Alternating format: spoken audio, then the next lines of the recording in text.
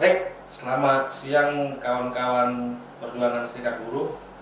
Hari ini atau siang ini podcast KSBC kembali lagi untuk berinteraksi dengan narasumber yang ahli dan pakar di bidangnya. Nah, kali ini kita menampilkan wawancara sekitar isu-isu membahas seputar tentang pertambangan dan energi. Dan di KSBC ini ada Federasi Pertambangan dan Energi, afiliasi Konfederasi Serikat Buruh seluruh Indonesia, dan ketua umumnya kita sapa Bang Rizwan Lubis ya. Nah, beliau ini kalau di KSBC sudah menjadi senior ya Bang ya, kalau kita ini kan. Nah, kalau lihat kita flashback lagi di era Orde Baru, Bang Rizwan ini masa mudanya juga dihabiskan di dunia pergerakan serikat buruh dan pernah mendekam di penjara Bang ya, di era Orde Baru waktu itu ya, dan mengalami intimidasi. Nah, kalau waktu itu boleh tahu berapa lama Bang itu di penjara karena melakukan aksi perlawanan terhadap rezim Orde Baru itu? Kalau ditangkapnya kurang lebih 5 kali, tapi kalau di penjara yang cukup lama itu dan prosesnya sampai ke pengadilan itu sampai dihukum 8 bulan.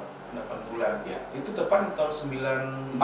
Waktu itu Abang yang terlibat pengorganisiran aksi besar-besaran di Medan itu Bang? Iya, mengkoordinir sekitar 50 ribuan buruh di Sumatera Utara. Dan terjadi chaos waktu itu Bang? Iya. Dan nggak lama kemudian Abang ditetapkan sebagai tersangka. Iya. Dan nggak lama juga waktu itu almarhum Tapapan juga ditetapkan juga waktu itu Bang? Iya, karena beliau ikut melakukan pembelaan terhadap saya, lalu membawa massa dari Jakarta. Karena itu pemerintah marah dan beliau juga akhirnya ditahan. Nah, ini sekilas Abang pergerakan Abang di Medan. Kira-kira waktu itu Abang di Medan, pergerakan Abang itu berapa lama di Sumatera Utara pergerakan serikat buruh? Dari tahun 89 saya sudah belajar jadi aktivis ya. Ketika saya bekerja di sebuah perusahaan mebel milik asing, saya menjadi salah satu pengurus PUK. Waktu itu hanya ada SPC, menjadi pengurus PUK. Terus setelah itu ditangkap karena ketahuan mengkoordinir pemogokan di perusahaan lain. Ditangkap, ditahan di Bakolta Nasda. Habis itu dipecat dari perusahaan. Setelah itu jadi murni tahun 92, murni jadi aktivis buruh dan menjadi sekretaris cabang pada awal pertama sekali bergerak di Kota Medan.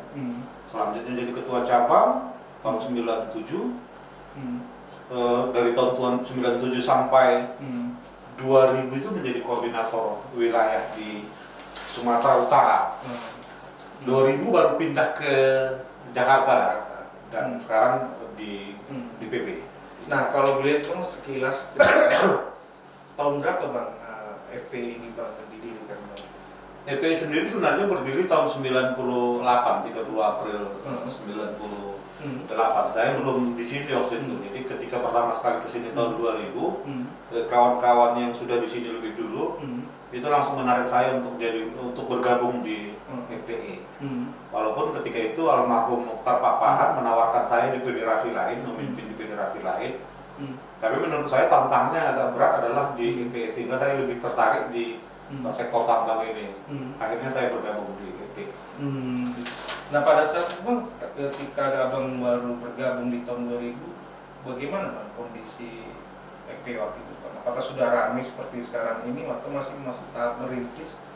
Kalau dulu sebenarnya sudah ramai, tapi lebih dominan di sektor batubara ya. Waktu itu yang sangat bergejolaknya sangat tinggi itu di Kalimantan Timur.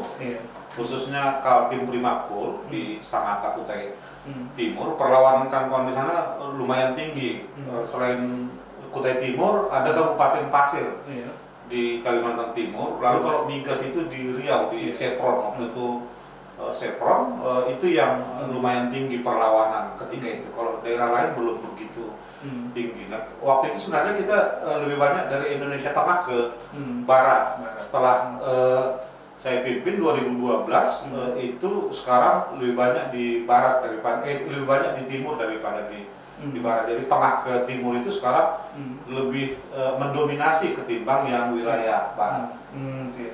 Artinya abang sudah 20 tahun lebih bang menekuni bergulat dan menikmati pergerakan di FP ini bang ya? Iya, kurang lebih 23 tahun. 20 tahun. Iya. Nah, kita masuk dalam poin-poin ini bang. Kalau sekarang ini abang bilang, menurut penilaian abang, FP KSBC itu sudah mengalami kemajuan nggak bang secara signifikan? Jauh lebih maju ya sekarang. Dulu cukup maju, bergerak cukup kencang, tapi perkembangannya sekarang dan tantangannya juga sekarang lumayan besar. Kemajuannya juga lumayan besar. Jadi kita tidak stagnan, tapi berkembang. Walaupun di beberapa daerah itu pasif ya, tapi beberapa daerah yang lain perkembangannya cukup baik. Kira-kira bang ada berapa cabang sekarang FP? Kita 13 cabang. 13 cabang. Iya. Di berapa kota itu bang? Itu kabupaten kota. Kabupaten kota. Jadi ada di Papua. Papua itu ada di Timika sama Kabupaten Sorong. Ada di Sulawesi Tengah itu ada di Palu sama di Morowali. Kalau di Sulawesi Selatan ada di Luwu Timur, Wajo sama di Jeneponto. Tapi Jeneponto itu bukan dalam bentuk cabang. Kalau di Kalimantan kita ada beberapa, ada di Bontang, ada di Kutai Timur, Pasir, Berau. Kalau di Kaltara kita ada di Malinau. Kalau di Riau kita ada di Bengkalis, Pekanbaru sama Siak. Tahun ini bang, hasil data yang di internal Serikat 2 bang ya, sudah berapa bang anggota yang terdata itu? Kalau data belum diperbarui ya, tapi sekitar kalau saat ini data terakhir itu masih 15 ribuan. 15 ribu dari keseluruhan 13 kota ini. Ya.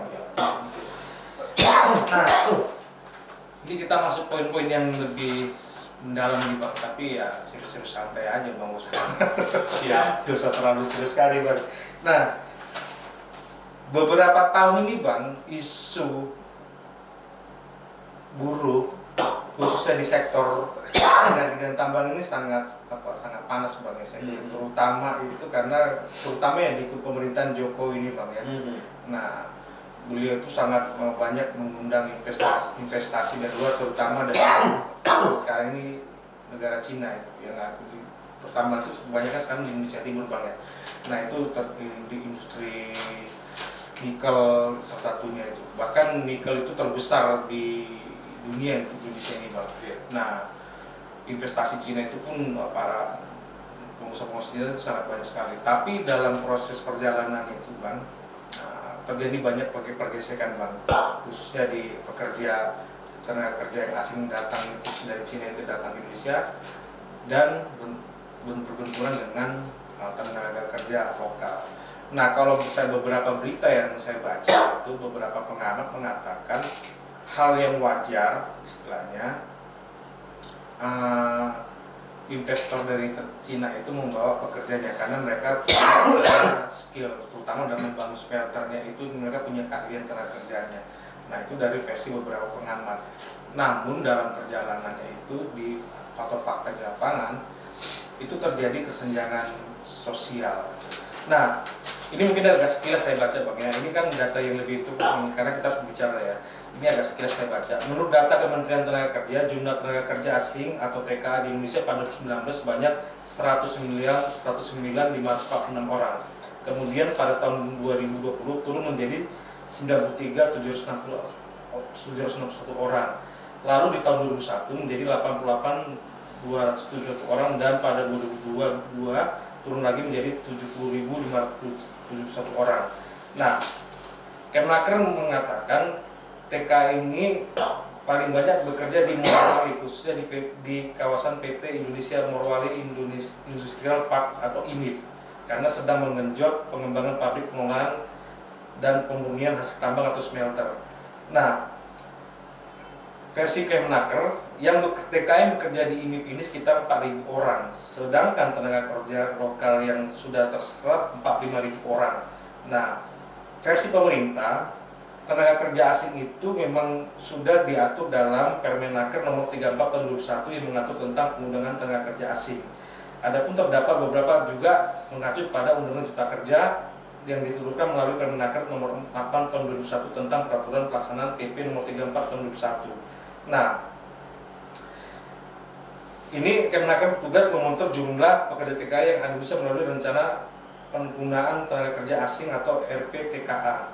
Nah, ini kan data versi dari pemerintah. Menurut Abang versi ini sudah benar nggak sih Bang hasil laporan Abang yang ada anggota yang ada di lapangan itu Bang? Iya, agak sulit memang ya. Kadang-kadang pemerintah juga nggak pasti benar yang dia bilang ya. Iya. Banyak juga menutupin kenyataan lapangan. Kalau misalnya awalnya itu kalau nggak salah 190.000 tadi disebut di awal, itu bukan hanya di IMIP ya, tapi di seluruh Indonesia. Ada di Maluku, ada di Morowali Utara, ada juga di Sulawesi Tenggara, ada di Kalimantan dan di tempat lain. Mungkin kalau jujur angkanya mungkin bisa lebih dari itu. Lebih dari itu. Termasuk di IMIP yang terakhir katanya 4.000, saya ragu kalau 4.000 jumlah itu.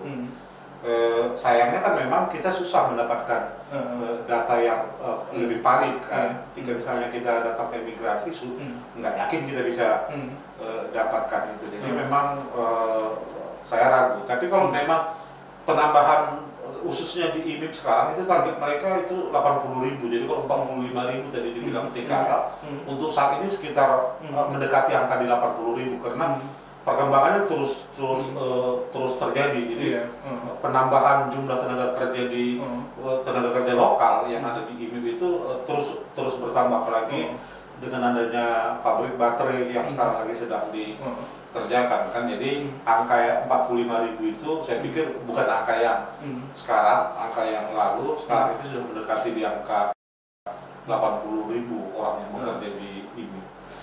Tadi Abang kan menegaskan ragu Bang ya, dengan data yang dikeluarkan oleh pemerintah melalui Kemenaker itu. Nah, selama ini Abang sering nggak mendengarkan laporan-laporan dari anggota Abang yang ada di daerah, khususnya di daerah Morowali itu. Fakta-fakta itu benar nggak sih Bang? Karena kan sering di media juga ada kecurigaan-kecurigaan, tapi ada saling bantah-bantah dan ada juga menemukan beberapa fakta. Bahkan baru-baru ini kan ya kalau tidak salah tahun kemarin atau kalau nggak salah kan terjadi chaos juga di daerah sana itu Bang. Morowali Utara. Itu sehingga pemerintah pun turun tangan. Nah, berdasarkan hasil investigasi wartawan itu kan pada umumnya para pekerja lokal mengatakan terjadi kesenjangan sosial itu. Nah, dalam konteks podcast kita ini kan memang kita tidak bicara rasis atau ini, tapi kita mengungkap sebuah fakta. Nah, Abang melihat fenomena atau terjadinya masalah ini bagaimana menyikapi masalah itu? Soal ada diskriminasi misalnya kesenjangan sosial, memang itu harus dibuktikan juga gitu. Sayangnya memang sampai sekarang kita belum bisa mendapatkan slip gaji untuk TKA itu. Tertutup menurut Abang? Ya itu yang masih kita susah untuk kita dapatkan. Tapi memang sebagian dari mereka sendiri juga tenaga kerja yang ada, tenaga kerja asing yang ada di Morowali, mereka juga merasa tertekan bekerja di Morowali ya, dan menganggap upahnya juga sebenarnya belum layak. Itu yang sayangnya kita belum dapat contoh slip gaji mereka untuk kita bandingkan dengan upah tenaga kerja lokal yang ada di sana. Tapi menurut kawan-kawan yang ada di Morowali, bahwa memang gaji mereka lebih besar daripada gaji kita. Apakah mungkin jam kerja mereka lebih banyak sehingga mereka menghasilkan gaji yang lebih besar? Itu juga perlu kita telusuri lebih dalam kan. Kalau ada alasan Bang dari pihak perusahaan yang berlatar dari investasi Cina itu, investor Cina itu, upah mereka TKA ini lebih tinggi karena mereka punya skill menurut Abang dibandingkan tenaga kerja, bagaimana? Kalau sebagian yang kita dapatkan informasi dari kawan-kawan yang ada di IMIP, tidak juga mereka memiliki skill seperti yang disebutkan itu. Tapi kalau misalnya kehadiran mereka di sini dalam rangka mempercepat pembangunan smelter, mungkin ya, karena mereka kerja kadang-kadang tidak ingat waktu dan tidak ingat soal K3 kan, sehingga banyak juga TKA itu yang mengalami kecelakaan kerja karena abai dengan K3. Nah, soal skillnya banyak pekerjaan-pekerjaan yang sebenarnya itu diajari oleh tenaga kerja kita gitu, baru mereka bisa paham mengerjakan sesuatu. Terus banyak juga pekerjaan yang itu bisa dikerjakan oleh orang kita gitu, orang lokal, misalnya ngelas, terus bersih-bersihin. Itu kan nggak perlu orang asing mengerjakan itu kan. Seperti itu. Jadi nggak benar kalau misalnya mereka semuanya punya keahlian, tapi kalau sebagian punya keahlian khusus mungkin ya. Seperti itu. Tapi yang sesuai dengan perjanjian itu yang tidak punya pekerjaan keahlian khusus pun dilibatkan, tanda dugaan itu, Bang. Kalau itu nggak tahu ya. Kalau misalnya mereka tidak punya pekerjaan terus di situ untuk bekerja supaya ada pekerjaan supaya mereka punya pekerjaan, itu nggak tahu apakah seperti itu. Tapi pernah di satu provinsi yang ada di Sumatera waktu itu kita dikasih tahu oleh anggota kita sebagai pekerja yang bekerja di sana waktu itu adalah tahanan-tahanan yang ada di Cina dibawa ke Indonesia, lalu mereka bekerja menurut anggota kita yang di Sumatera. Dan informasi ini juga sering saya dengar, Bang.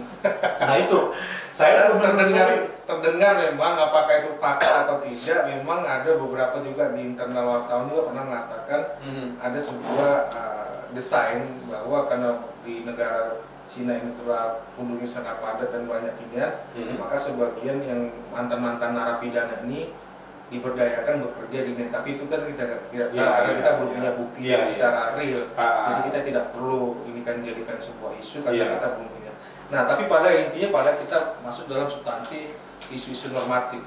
Nah, Bang bilang tadi isu di pertambangan ini persoalannya upah belum layak istilahnya, khususnya karena satu ada terjadi kesenjangan sosial karena gaji tenaga kerja asing ini tidak transparan. Nah, sementara di tenaga kerja lokal ini, versi Abang bilang sangat ini yang tidak belum memenuhi upah yang selayaknya. Bukankah di pertambangan ini gaji cukup menjanjikan, Bang? Kayak kemarin saya melihat di beberapa media sosial itu para pekerja di tambang batubara itu gaji bisa sampai 10 juta, 15 juta. Kenapa yang ada di Morowali ini, Bang, begitu belum memenuhi target gitu, Bang? Iya, sebenarnya kalau Morowali cenderung masih memberikan upahnya itu secara umum ya, masih memberikan upah basicnya itu menggunakan upah minimum kabupaten. Kalau dulu kan ada upah sektoral, makanya mungkin lebih tinggi. Tapi upah minimum kabupaten. Rata-rata mungkin mereka bisa bergaji antara 7 sampai 10 juta per bulan, khususnya nikel yang ada di Morowali itu karena lembur. Iya, jadi mereka bekerja 10 jam mungkin atau 1, 2, 3 sampai berapa jam lemburnya selama 1 bulan ditambah bonus-bonus yang lain, mereka bisa mendapatkan itu. Di batubara sendiri sebenarnya juga nggak terlalu, beberapa daerah ya upahnya juga nggak terlalu tinggi gitu. Cuman mereka karena masa kerjanya sudah lama, terus ada juga mungkin upah basicnya itu udah dihitung dah masa kerjanya jadi lebih tinggi. Terus yang kedua ditambah lemburan, itu yang bikin menjadi rata-rata 10 sampai 12 juta. Tapi kalau di Morowali karena di perusahaan baru rata-rata masih 7 sampai 10 juta yang anggota kita yang ada di sana ya. Itu juga karena mereka bekerja lembur. Tapi kalau hanya basicnya sekitar 3 juta 200 sekian atau 3 juta 300 per bulan. Artinya sampai hari ini masih jauh dari harapan, Bang? Iya, masih jauh dari harapan. Dan sekarang ini di akhir bulan ini itu rencana akan ada perundingan PKB khusus IMIP yang ada di Morowali, dan mereka melakukan perundingan PKB rencananya di Makassar, Sulawesi Selatan. Semua serikat yang ada di sana duduk bersama untuk merancang sebuah perjanjian kerja bersama. Berharap PKB ini bisa menaikkan upah dasar mereka menjadi lebih bagus. Gitu ya. Nah, masalah upah itu kan belum masih jauh dari harapan seperti yang diharapkan para pekerja pada umumnya. Nah, terkait masalah kebebasan berserikat, Bang, bagaimana, Bang? Khusus nikel yang ada di Morowali, pada awal kita datang ke sana kira-kira 5-6 tahun yang lalu, kebebasan berserikat masih tabu. Di sana dulunya ada serikat-serikat buruh lokal, lalu kita datang ke sana memperkenalkan diri. Itu kita ditolak secara resmi bahwa kami nggak siap menerima kalian. Kalaupun kalian mau hadir di sini di perusahaan kami, jangan bikin nama perusahaan, misalnya PK, EPE, PTA gitu kan, sesuai dengan nama PT-nya. Perusahaan keberatan dengan menggunakan nama PT-nya. Jadi harus kita bikin serikat buruh tapi bukan atas nama PT itu. Nah, awalnya kita ketawa-ketawa dan itu resmi tertulis. Terus kita sempat aja ketemu dengan perwakilan manajemen. Ayolah kita ngobrol-ngobrol. Kami mau memperkenalkan diri nih supaya kalian tahu kami ini apa, terus mau ngapain gitu kan. Manajemen nggak siap menerima di awal-awal sekali. Kita bilang, mereka bilang kami nggak punya tempat untuk bisa menerima kalian. Nah, saya sampai hampir marah waktu itu kan. Ya udah kalau gitu kita ketemu di restoran, untuk biaya makan di restorannya sedikit yang bayar, kita yang bayar. Dan itu pun pengusahanya nggak mau pada awalnya.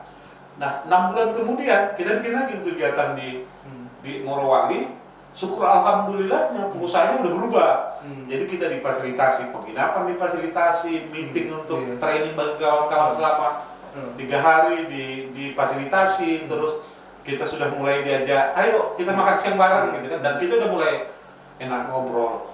Dan itu jauh lebih bagus. Terus kita bangun komunikasi ke pimpinan IMIP, tapi memang tidak seharmonis hubungan kita dengan salah satu perusahaan tambang emas yang ada di Indonesia. Itu memang sangat cukup bagus ya. Kita mau ketemu kapan saja, itu nggak sulit bagi salah satu perusahaan tambang emas yang ada di Indonesia ini untuk bisa kita ngobrol. Tapi kalau di IMIP kita masih sulit, masih terus pelan-pelan ngadapin perusahaan Cina ini. Memang ya harus apalah, kita harus bersabar gitu. Tapi bukan tidak ada komunikasi, sudah mulai terus membangun komunikasi, dialog, kita cari jalan keluar, diskusi gitu-gitu. Artinya apa, memang ada karakter juga pengusaha dari Cina ini, memang negaranya itu terkesan otoriter, sehingga mereka juga membawa itu. Dibilang otoriter gimana ya? Karena kan di Cina itu kan hanya ada satu serikat buruh dan satu ini. Iya. Nah, satu ada pengalaman lucu. 2-3 bulan yang lalu ada salah satu PK kita atau unit kerja yang ada di Morowali itu mendapat surat PHK karena keterlibatan menjadi pengurus serikat buruh, ketua sama sekretaris PK. Ketepatan kedua orang ini, salah satu dari pengurus ini backgroundnya hukum dan sudah punya pengalaman praktek hukum soal itu kan. Nah, begitu mereka terima surat, PK menerima surat dari perusahaan, PK kita bikin somasi ke perusahaan. Harusnya 2 orang ini akan di PHK oleh perusahaan, tapi karena somasi ini akhirnya mereka dipekerjakan kembali sampai sekarang. Jadi walaupun misalnya isu soal kebebasan berserikat di sana belum 100% cukup baik, tapi memang harus pelan-pelan kita ajari mereka tentang kebebasan berserikat. Nah, kalau boleh tahu Bang ya, kedepannya wilayah mana lagi nih Bang selain dari Morowali yang akan digarap itu Bang? Iya, kita lagi sekarang sedang konsentrasi untuk pengembangan ke Morowali Utara. Sama Kendari ya. Kendari itu Sulawesi Tenggara itu kan juga banyak pertambangan nikel kan. Sama satu lagi Maluku. Tapi memang beberapa daerah ini kita masih kesulitan. Kalau di Morowali Utara itu ada rasa trauma ya, karena tahun yang lalu terjadi pembakaran di sana, terjadi kerusuhan. Nah, beberapa kawan yang kita percaya untuk bisa membangun EPE kelihatannya masih cukup cukup lamban lah bergerak, sehingga masih butuh waktu untuk mengembangkan wilayah Morowali Utara. Tapi kita akan fokus ke beberapa daerah ini. Selain tempat-tempat yang lain juga, seperti Kalimantan yang batubara kan soalnya transisi kan lumayan hangat ini isunya kan, itu juga sedang kita menjadi hal yang penting juga untuk kita kerjakan. Artinya menurut Abang, EP ini fokusnya ke depannya di Indonesia Timur, Bang ya? Di mana ada buruh pertambangan, di situ kita akan berusaha. Tidak hanya Indonesia Timur, ketepatan mungkin soal jaringan dan komunikasi kita lebih dipermudah misalnya. Itu yang kita kejar. Tapi kalau misalnya di depan mata pun, kalau seandainya kita masih sulit untuk bisa merangkum ini, maka itu nggak prioritas. Yang kita prioritaskan adalah di mana kita bisa berkomunikasi dan berharap bisa menghidupkan EPE di situ, seperti itu. Nah, tadi abang sempat menyinggung juga masalah perubahan iklim, dan sekarang KSBC juga bersama lembaga-lembaga mitra internasional dan juga jaringan serikat buruh fokus memainkan isu just transition itu kan, transisi yang berkeadilan. Nah, kalau nggak salah waktu bang kan Presiden Jokowi juga dan dengan beberapa para pemimpin negara dunia itu kan sudah menyepakati itu kan, bahwa ada, kalau saya agak lupa juga tapi nanti kita cek lagi itu, ada kesepakatan para pemimpin negara di dunia ini, nah untuk mengurangi pemanasan global itu ya, itu artinya di bawah 1,5 berapa ini, 1,5 global di bawah 100 derajat, itu targetnya sampai bebas emisi, itu target sampai 2050. Nah, sekarang ini kan serikat buruh itu kan sangat intens bang ya, termasuk KSBC itu melakukan lobby ke pemerintah atau juga perusahaan-perusahaan, dan termasuk ILO dan lainnya itu untuk menurunkan emisi global ini bang. Nah, dampaknya salah satunya itu juga keputusan para pemimpin negara dunia 2045 itu tambang batubara dihentikan, karena tambang batubara adalah penyumbang polusi dan yang menyebabkan perubahan iklim ini. Nah, ini kan tentu berdampak pada anggota abang ya, khususnya di Kalimantan paling banyak tuh kalau nggak salah bang ya. Itu adalah tambang batubara tahun 2045 itu akan dihentikan.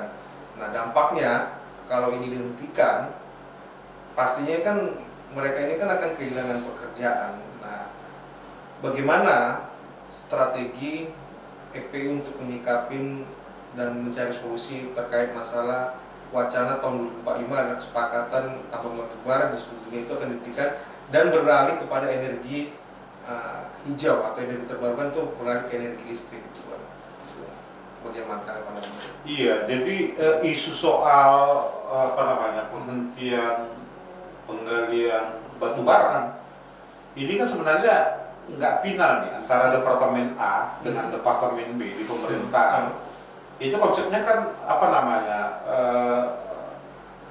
target yang mau dicapai menghentikan produksi batubara ini nggak jelas nih. Ada yang bilang 2045, ada yang bilang 2050, ada yang bilang 2060. Si pemerintah itu enggak itu. Yang kedua, sekarang kan antara elemen masyarakat dengan pemerintah bersama juga dengan elemen-elemen internasional sedang membuat roadmap soal tambang energi terbarukan ini kan, termasuk nasib para buruh yang bekerja di tambang batubara. Nah, apakah pemerintah serius untuk betul-betul ingin mencari jalan terkait itu? Kelihatannya masih belum. Lebih maju kita yang elemen masyarakat mencari jalan keluar terhadap itu.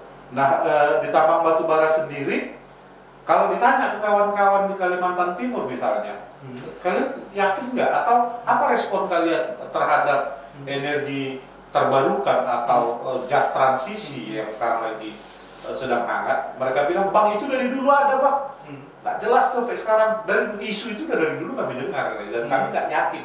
Itu menurut kawan-kawan yang kerja di tambang batubara. Tapi kan sekarang isunya kelihatan semakin serius nih, apalagi bantuan dari negara asing ke Indonesia itu sudah bergulir kan.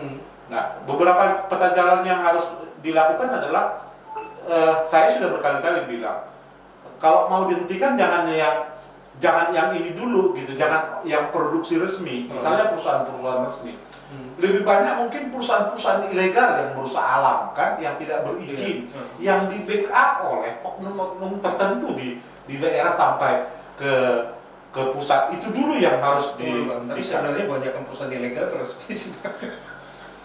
Mungkin produksi nggak tahu ya produksinya yang mana nih. Tapi banyak sekali perusahaan-perusahaan ilegal itu bermain di. Karena kalau kita melihat kalau sudah bicara ilegal berarti si menjalankan usaha barbar juga, Bung. Dia nggak mengikuti standar. Iya, jelas barbar. Terus bikin lubang, tinggalin gitu-gitu. Korbannya siapa? Anak cucu kita yang belakangan kan.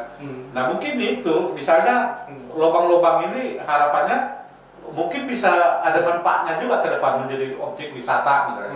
Kalau misalnya pemerintah serius untuk mencari jalan keluar. Jadi orang-orang yang mungkin suatu hari nanti tidak bekerja di sini, ini bisa mengelola ini yang dipandu oleh pemerintah kan, dibiayai oleh pemerintah atau ditanggung jawabin oleh pemerintah. Tapi kan kalau kita lihat bahwa faktanya Jokowi kan sudah memang punya komitmen istilahnya untuk melakukan kesepakatan itu mengurangi bebas emisi itu kan. Nah, tapi faktanya itu ketika beberapa tahun lalu itu dia mengatakan seperti itu. Nah, kita lihat sekarang ini kan dampak perang Rusia Ukraina itu kan permintaan batu bara kan Eropa ke Eropa kan sangat inian. Nah, apakah menurut Abang ketika permintaan dari Eropa batu bara ini sangat ini karena Rusia sedangkan memblokir gasnya itu kan ke Eropa itu kan menjadi chaos lah ini. Nah, yang Indonesia kayaknya menang banyak nih, Bang. Apa menurut Abang jadi setengah hati gitu ya? Satu sisi wah di Indonesia punya komitmen, tapi satu sisi wah ini ada dapat permintaan ini kan, nah akhirnya menjadi setengah hati atau enggak sih, Bang? Iya, memang kita itu tadi Jokowi juga tahun depan selesai kan. Apakah pemerintahan yang baru nanti akan sama komitmennya dengan pemerintah yang sekarang, walaupun misalnya sekarang Jokowi sudah membuat kesepakatan internasional terkait soal batu bara, tapi apakah akan ditindaklanjuti serius dengan pemerintahan yang baru? Itu kan kita belum tahu. Bukan tidak mungkin nanti presiden yang baru mungkin lebih barbar gitu kan, sehingga akhirnya ini bisa mengabaikan kesepakatan internasional walaupun punya risiko. Jadi memang agak susah kita prediksi sampai di tahun depan terpilih pemimpin yang baru untuk Indonesia. Kita sih berharap ya situasi tetap berjalan baik dan bumi kita bisa lebih baik. Nah, sisi positifnya memang perang Ukraina dengan Uni Soviet, Rusia itu ya dari sisi keuntungan menguntungkan pengusaha Indonesia, walaupun keuntungan itu belum tentu dirasakan lebih signifikan oleh buruh kan. Tapi kalau perusahaan tambang batu bara dia pasti mendapatkan keuntungan yang lebih besar karena produksinya bisa disedot banyak negara Eropa. Karena informasi yang aku dapat kan sebelum terjadi perang Rusia Ukraina itu kan memang dapat kabar itu kan tambang batu bara kan di Kalimantan kan mengalami kelesuan istilahnya, tapi tiba-tiba menguat ini, Bang, gitu kan. Nah, artinya kan ini menjadi pro kontra, Bang, istilahnya. Nah, jadi pertanyaan juga, Bang, sampai hari ini menurut Abang apakah penerapan K3 itu di perusahaan-perusahaan sektor tambang itu, Bang, sudah benar-benar serius dijalankan atau enggak, Bang? Karena kita masih sampai hari ini masih sering mendengar itu yang baru ketahuan, Bang, kasus-kasus ada yang tertimbun dan lainnya, kecelakaan.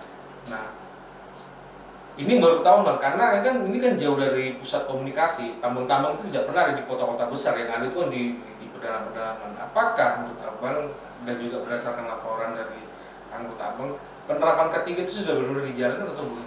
Iya, kalau di beberapa perusahaan di luar nikel, misalnya batu bara, emas, itu jauh lebih bagus standar K3-nya ya, walaupun bukan tidak mungkin ada kecelakaan kerja, tapi lebih minimal lah. Kalau di migas itu di Pertamina Hulu Rokan, ketika blok rokan itu dikuasai oleh Chevron, angka kecelakaan kerja nyaris tidak kita dengar di berita. Tapi begitu dikuasai oleh Pertamina Hulu Rokan 2 tahun terakhir ini, angka kecelakaan kerja udah mulai naik nih. Sehingga akhirnya kemarin kami berinisiatif untuk bertemu dengan salah satu komisarisnya PT PHR. Kita menjelaskan kenapa, kita minta kenapa seperti ini terus terjadi gitu, minta penjelasan ke mereka. Nah, mereka menjelaskan kondisinya seperti apa, lalu ada komitmen-komitmen untuk memperbaiki itu. Di minggu yang lalu, ketepatan kita ada kegiatan di Riau, kita juga rombongannya EPE ada kurang lebih 9 orang bertemu dengan pimpinan PHR yang ada di Pekanbaru. Hal yang sama juga kita sampaikan, termasuk soal hanya soal K3 yang menjadi isu serius bagi kita, tapi juga soal kesenjangan gaji kan, karena masa lebih bagus pengupahan di zamannya Chevron ketimbang Pertamina Hulu Rokan. Dulu kan pemerintah masih berbagi tuh antara, mungkin distandarkan dengan tenaga kerja upah lokal. Iya, idealnya ketika perusahaan itu dikelola oleh perusahaan kita, harusnya upah jadi lebih bagus. Mana lebih bagus orang asing bekerja di tempat kita, di tanah kita, memberi gaji kepada karyawannya daripada orang kita sendiri pemiliknya kan, negara pemiliknya. Itu yang pertama. Nah, yang kedua, kalau angka kecelakaan kerja yang terjadi di nikel, khususnya yang ada di Morowali, memang kesulitan kita di situ. Bukan tidak ada standar K3, tapi ketika, jadi misalnya gini, ada tim K3 yang di sini adalah orang-orang lokal, tapi ada orang lain yang bukan lokal. Jadi kalau misalnya ini diputuskan A, tapi ini bisa dibantah oleh ini gitu. Jadi misalnya gini, ada sebuah truk ini bannya sudah gundul nih, udah botak. Kalau dipakai itu kan bahaya. Nah, si supir bilang ini harus diganti, kalau nggak nanti bahaya. Nah, si atasan mereka yang menangani soal K3 bilang selagi masih bisa jalan.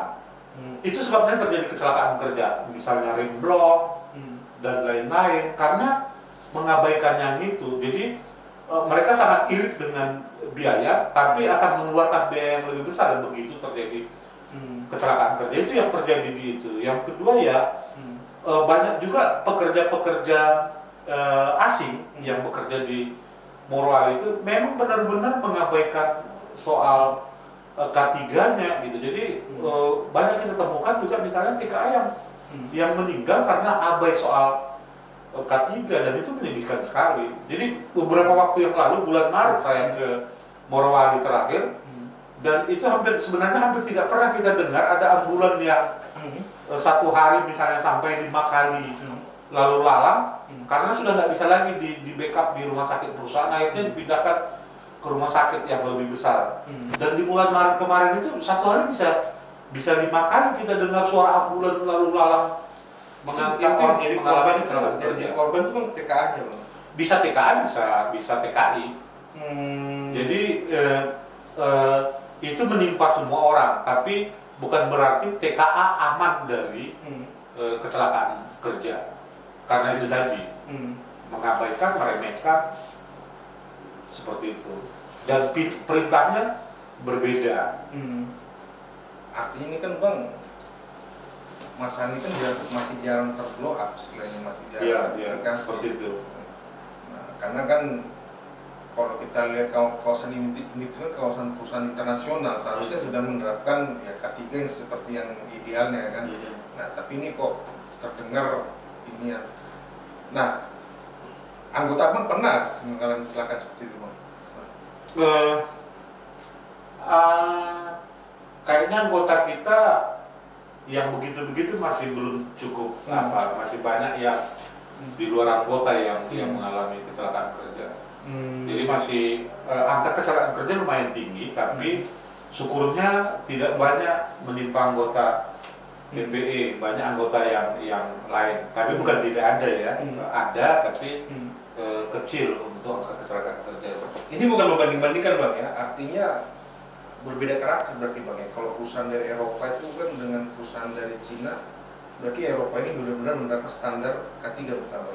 Iya, tapi ini kan kita bukan membandingkan Bang ya. Iya, memang bukan hanya di Indonesia ya, perusahaan tambang yang dikerjakan atau investornya dari Cina itu memang banyak kita temukan kecelakaan kerja. Misalnya tambang batu bara yang ada di Cina, sering sekali kita dengarkan mereka mengalami kecelakaan kerja di tambang. Jadi bukan hanya di Indonesia, di Cina sendiri dan beberapa negara lain yang investornya dari Cina cenderung seperti itu, mengabaikan K3. Sialnya memang pemerintah kita juga kurang cukup tegas untuk yang gitu-gitu, dan akhirnya ya tidak dihindari kecelakaan kerja itu. Ya, mungkin ada tanda petik Bang, lumayan investor datang kerja terbuka, lapangan kerja terbuka. Ya kalau tujuannya mengurangi pengangguran ya bagus, tapi bukan berarti meloskan, melegalkan semua. Disitulah negara tidak hadir, belum hadir. Itu dia, nggak tahu negara lagi kemana waktu itu.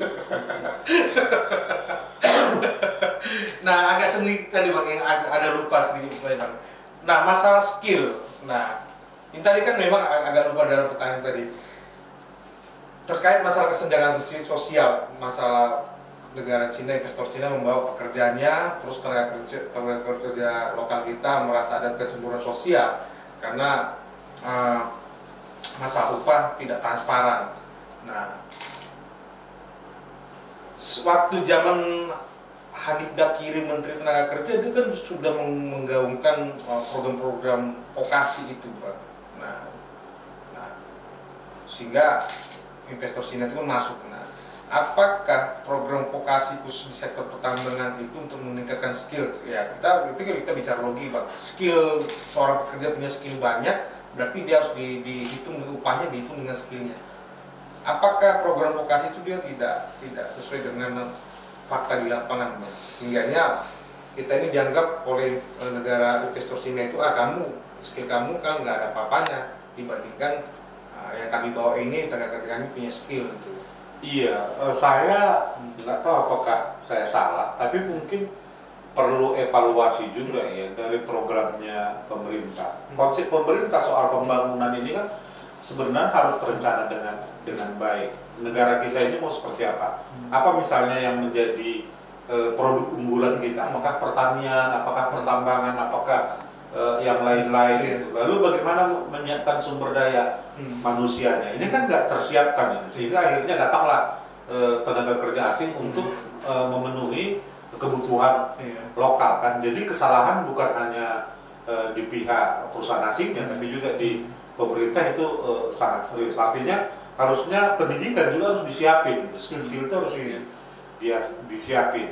Nah, kemarin di Morowali khususnya, mereka berusaha mencari banyak tenaga kerja yang punya skill, tapi itu ternyata belum memenuhi kebutuhan di IMIP. Akhirnya sekarang IMIP sendiri melakukan training. Jadi kalau misalnya ada seseorang yang mau dipekerjakan di di tambang atau di perusahaan IMIP,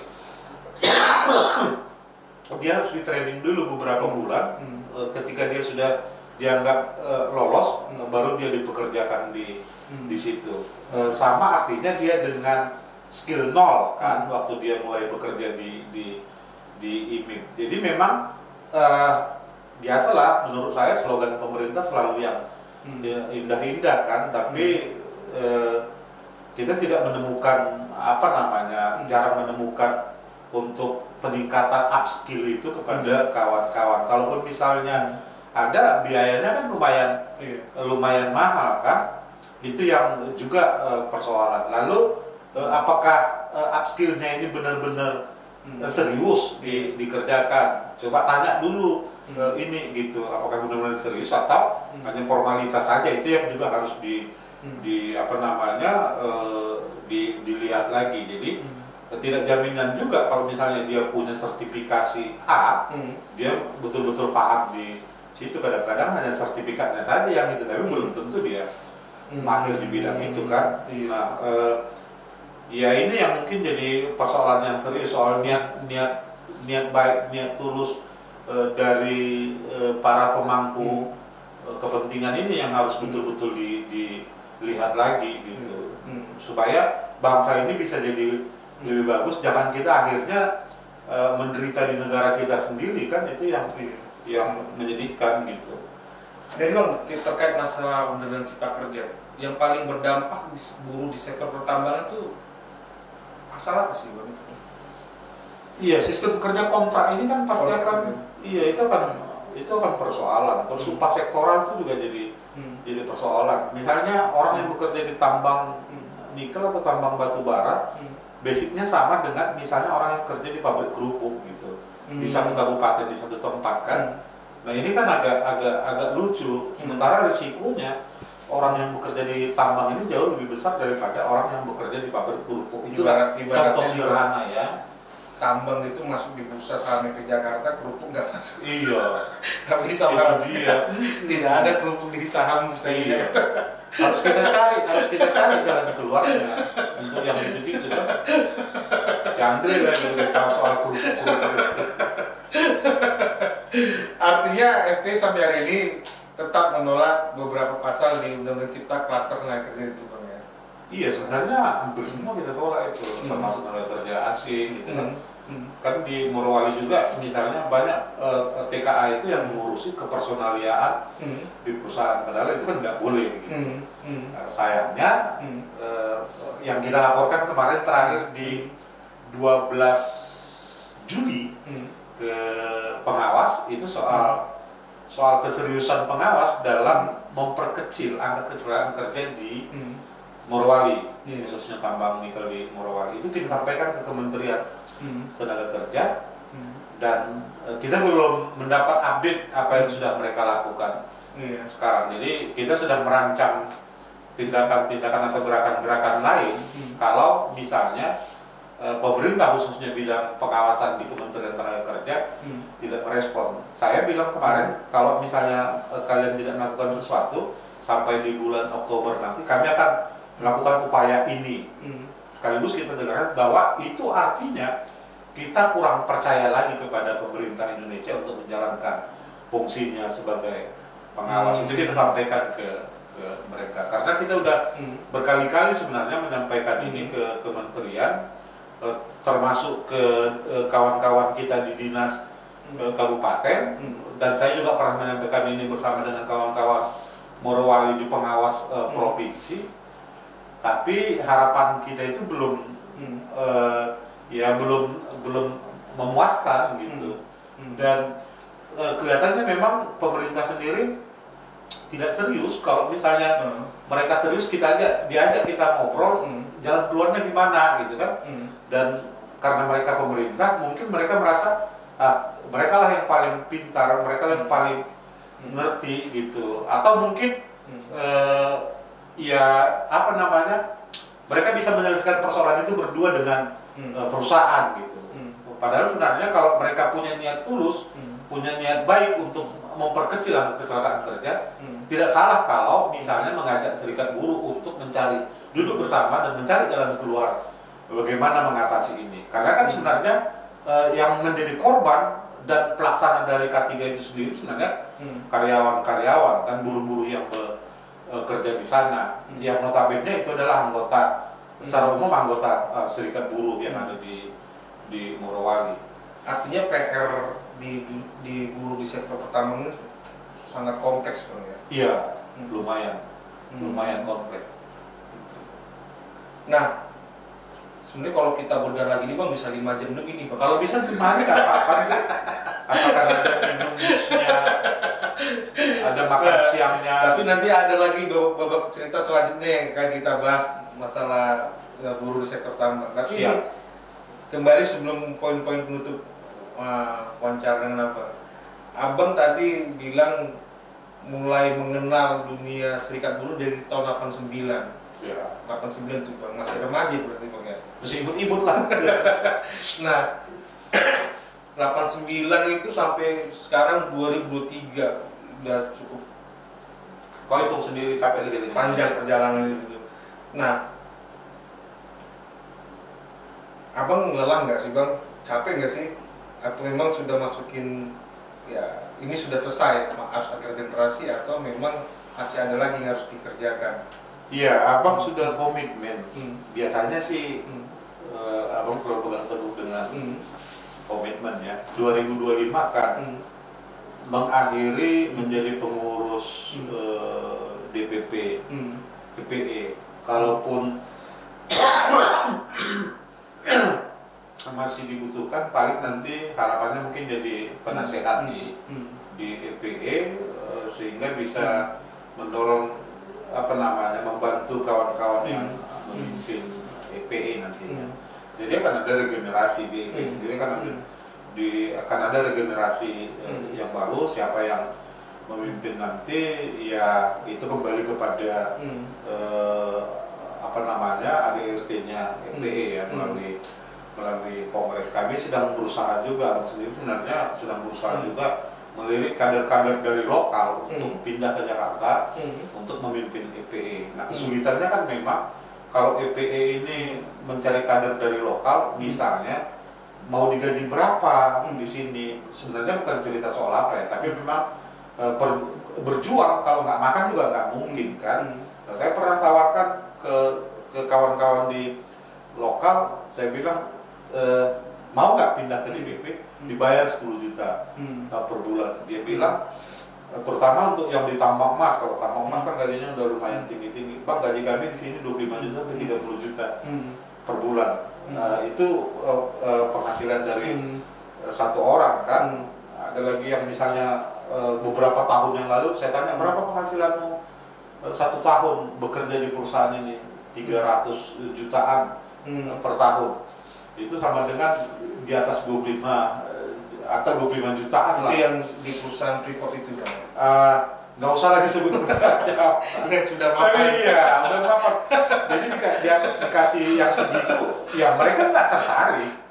Sementara di sini pengabdian. Di sini pengabdian, tapi kan tidak semua orang ready untuk itu kan. Apalagi kalau misalnya dia punya istri, dia punya anak yang kuliah, yang sekolah, itu pasti berat.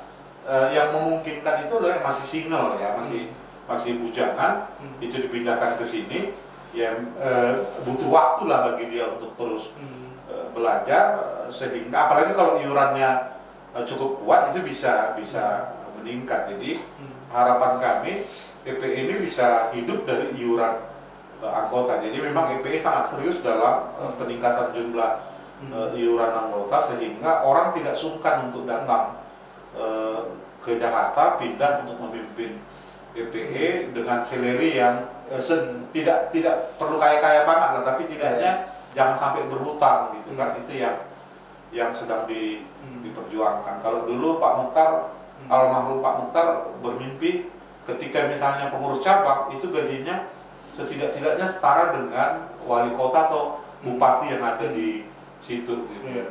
Nah, kalau kita di DPP ini setidak-tidaknya setara dengan menteri gitu kan. Nah, tapi kan memang masih kesulitan kita soal iuran anggota. Hidupnya sebuah organisasi serikat buruh atau bisa besarnya organisasi sebuah serikat buruh itu dari iuran anggota. Kalau iuran anggotanya lemah, maka jangan mimpi yang indah-indah. Seperti itu. Nah, poin terakhir Bang, untuk di KSBC-nya, Abang itu kan orang yang sudah banyak makan garam di KSBC.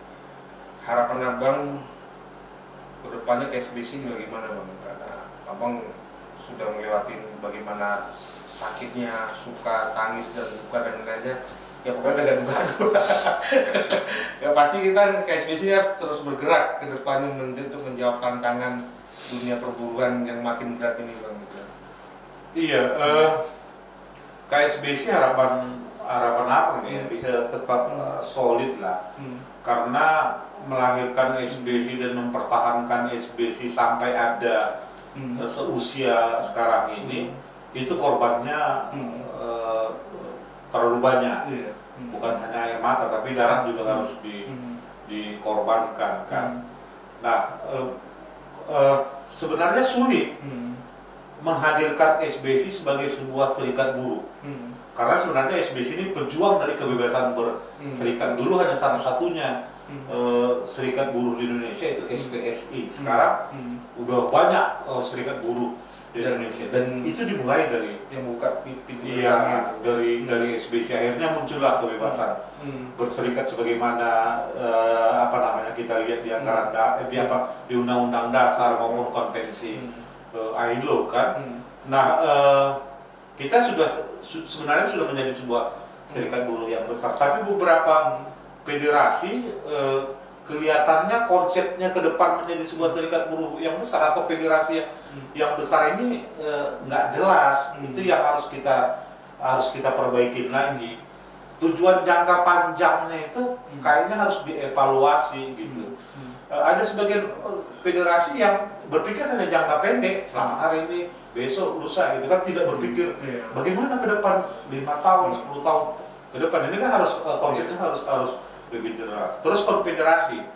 Nah, idealnya konfederasi ini hidup dari federasi kan, dari iuran-iurannya. Terus konfederasi harapan kita juga bekerja keras untuk melahirkan sebuah aturan. Karena kan kalau di Eropa pemerintah memberikan bantuan kepada serikat buruh yang ada di Eropa.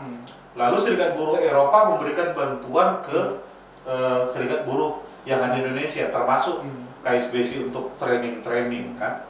Nah, kenapa kita di Indonesia belum menyuarakan itu gitu? Saya sudah pernah menyuarakan itu ketika Pak Dopir dulu memimpin KSBC. Pak Dopir sendiri sebenarnya sudah menyampaikan itu ke Pak Jokowi.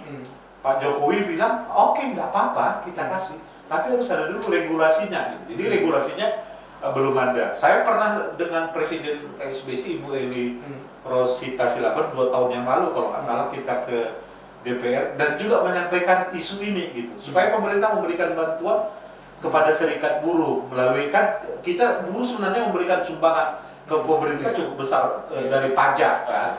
Nah, apa timbal baliknya ke kita nggak dapat kan. Nah, harusnya ini juga dilakukan oleh serikat buruh, bagaimana menyuarakan atau memperjuangkan lahirnya sebuah aturan supaya serikat buruh mendapat bantuan resmi dari pemerintah kepada serikat buruh. Jadi dikelola dengan baik sehingga serikat buruh bisa bergerak lebih apa namanya, lebih dinamis. Iya, lebih dinamis, bisa melakukan training sehingga semua buruh itu bisa menjadi lebih berpikiran lebih luas kan. Kalau misalnya dulu sebagian orang berpikir pakai pokok sekarang sudah berpikir harus pakai otak, itu pikiran kita. Jadi pemikirannya jauh lebih maju ke depannya.